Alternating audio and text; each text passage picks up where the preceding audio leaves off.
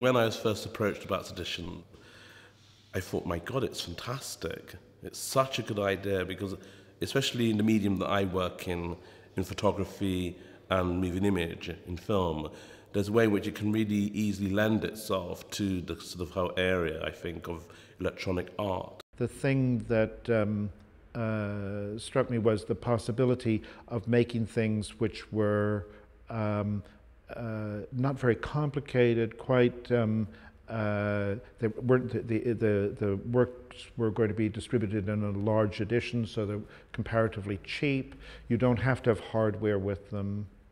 So the other things I've done, I've had to include the hardware in order to be able to kind of encase the image, but here that's not necessary.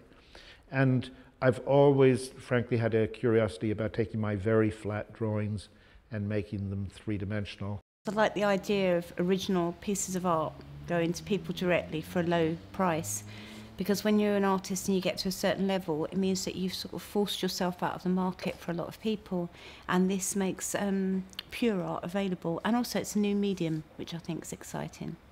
Everybody seems to have an iPhone or a BlackBerry these days, don't they? And people like sharing imagery, and there's an immediacy of the internet where everybody is used to getting everything now, and there's a spread of information which is faster than a disease.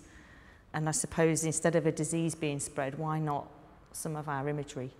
I kind of grew up with drawing and painting and sculpting. I'm never really into photography or video, but I wanted to do those things that I remember from old paintings and old drawings, but I wanted to do them in a way that was kind of contemporary. So that led me to using photography and video and then digital media.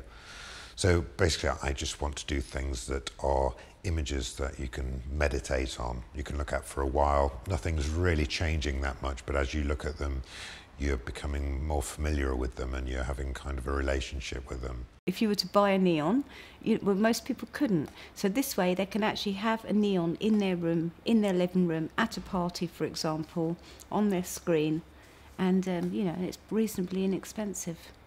You have to decide what is quality and what is an image and what is precious in an artwork, and what is about looking or owning something. What is that about? There's a way in which I think there's a certain intimacy that we can develop in a really original manner through this medium. And I think there's this proximity that we don't have to artworks generally, which in a way through this form are made anew. And so I think that's very exciting. So I think there is a certain democratization in the ways in which we can have access through art, through this medium, that other ones can't quite provide in the same way.